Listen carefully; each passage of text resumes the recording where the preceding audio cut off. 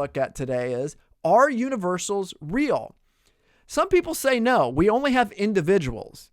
If you have two dogs outside named Wrigley and Bailey, there's not a third dog called dogness or the nature of dogs. And I remember one time sitting in a class and this professor said, you don't have human nature. Look, when you read the Bible, you just have men and women. You have Adam and Eve, and you have these figures. You don't have this human nature. And in many ways, what he's doing is he's affirming this idea known as nominalism, which denies that there are universals or that there are real natures in things.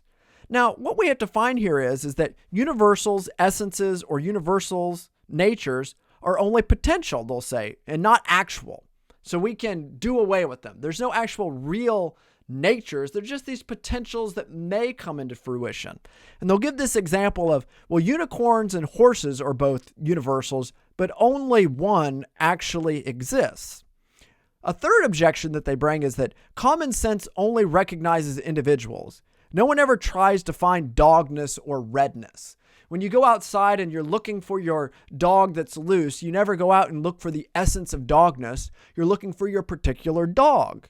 So how might we respond to this issue? Well, first of all, nominalism, which is the view that denies universals, is self-contradictory.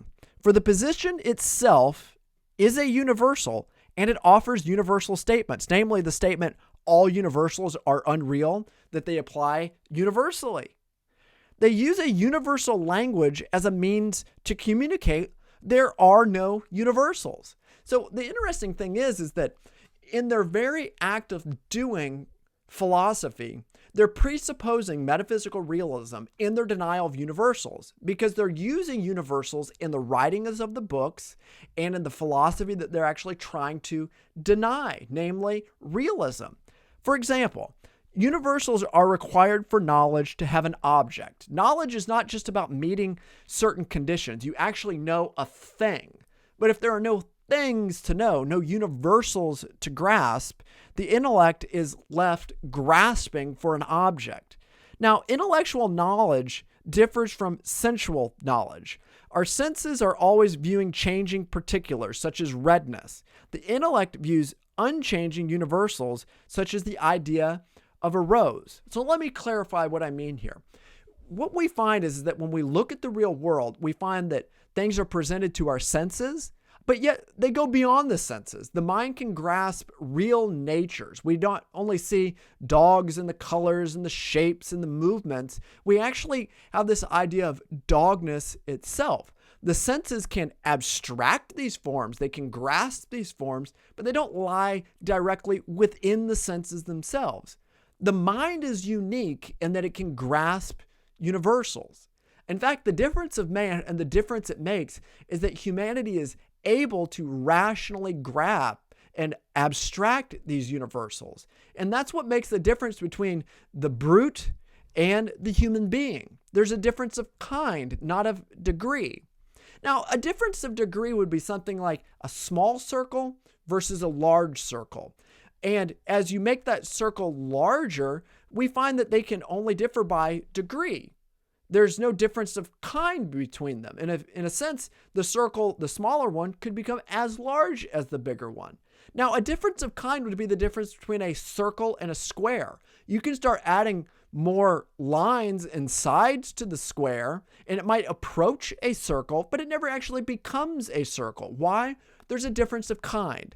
And in a similar fashion, you might find animals doing a variety of things, and while they may get close to the essence of humanity, they never actually arrive. Why? Because there's a difference of kind between the different beings. Humanity has rational thought. We're made in the image of God. We're thinking things. So we don't just have sensual knowledge, we have universal knowledge. And as we look at this, values require universals. If you're going to make any kind of ethical claim or any kind of value claim, it requires universals. Now, if universals do not exist, then universal values do not exist. Human values have to be more than changing human particular experiences, unless we want our moral values to be subjective and changing.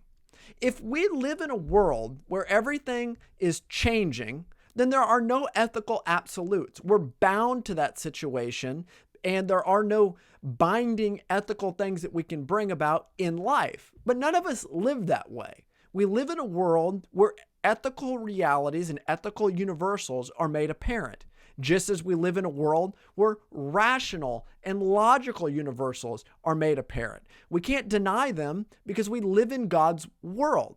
And because we live in God's world, we respond to God's world in the way that God would intend us to respond. So if somebody robs you, you're getting angry because it's a breaking of the law of God and the justice of God. So here's the metaphysical reality that we find ourselves in. You have some people that are going to say all particular realities change, Heraclitus. You'll have others that are going to say universal natures of being cannot change, Parmenides. Therefore, universal nature of being transcends particulars, Plato. So let's explain this. Heraclitus is saying everything's changing in the sense particulars, so there's no stability. Parmenides responds and says, no, universals don't change, but he can't account for particulars. The world that we live in can't seem to grasp these particulars. They seem to be beyond that. So that's why Plato postulated his whole world of forms. Namely, they transcend the particulars. We can't deny them. We can't deny their unity or that they exist. We just can't put them here. So let's go one step further. To affirm universals are real does not rationally entail Platonic realism, where they are separately real or existing substances. Aristotle taught that universals such as dogness are real only in dogs and in the minds of those who know dogs. Namely, universals are not real substances, but the real forms of individual substances, and that they are real as separate abstract universals only in the human minds that abstract them. So let me break that down. What you're going to find is this, is Aristotle differs from Plato in that Plato put these forms in an extra world. They are existing substances that have their own existence in and of themselves. But Aristotle said, no, we think that the forms are here in this world. And that when you know them, you look at two dogs or a dog and you abstract that form and it can exist in the mind. So universals exist in the mind of the person. They exist in particular things. But how did they get there in the first place? Well, they may be divine ideas. That's the Christian influence that was given to them. Universals exist as divine ideas. And this form of metaphysics given where they're in things, they can be extracted into the mind, is known as a form of moderate realism. And the idea that they are real substances in another almost world is known as extreme realism or Platonic realism. And what Aquinas and other figures tried to do is they tried to embrace Aristotelian moderate realism. But here's what I want you to see. This whole issue of forms and reality and metaphysics is something that Christians have been engaging with for roughly 2,000 years now. And what we have to find is that all realists, both Christian and non-Christian, but the Christians in particular, affirm a real world of forms. It's not as though one is denying forms and one is somehow embracing them, and we're left in this quagmire during this time. Rather, what they're doing is that they're giving them a new postal address. What we find is that Aristotle was right in that he put them in things. Plato was right in that he said, well, they're not fully in things. They have some kind of existence elsewhere. But the Christians came along and said, well, we'll give them another address. They find their absolute grounding in the mind of God. And in the act of creation, God puts them in particular things. That's the real way that we can understand the issue of the one and the many. That's the real foundation for the classic explanation for the one and the many. So in summary, all people affirm this world of forms if they're within this broader Christian scholastic realist tradition. The only difference is sometimes they give them a new postal address. Now, what we have to find here is that there can be responses to some of these claims. Dogness is not a third dog, but it is the nature of the two dogs. It's what they have in common. If there were not dogness, we could not truthfully and honestly call Wrigley and Bailey two dogs. The language, the proposition, the statement would be utterly meaningless.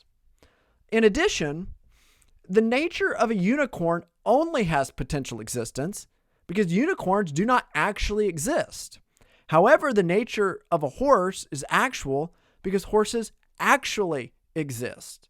Sometimes universals are what they say is existentially neutral, meaning they can both potentially and actually exist. They are not locked into just one. They have the ability to both exist like in a unicorn, but they also have the ability to exist like a horse. Their existence is just different. One is potential existence, another one is actual existence. But what we also find here is that common sense and the common man use common nouns like dogs all the time in our common speech, as well as proper nouns, Wrigley and Bailey. We jump in and out of these sentences every time that we try to interact with a person.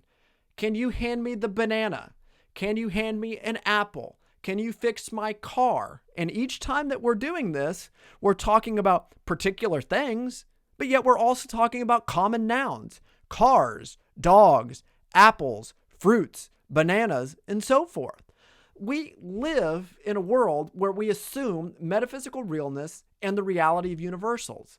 The only way to get around it is that you sometimes have to be taught to embrace them. Sometimes the academic man is outwitting himself and turning away from the common sense of the common man, when the reality is that common speech proves that the common man is commonly correct.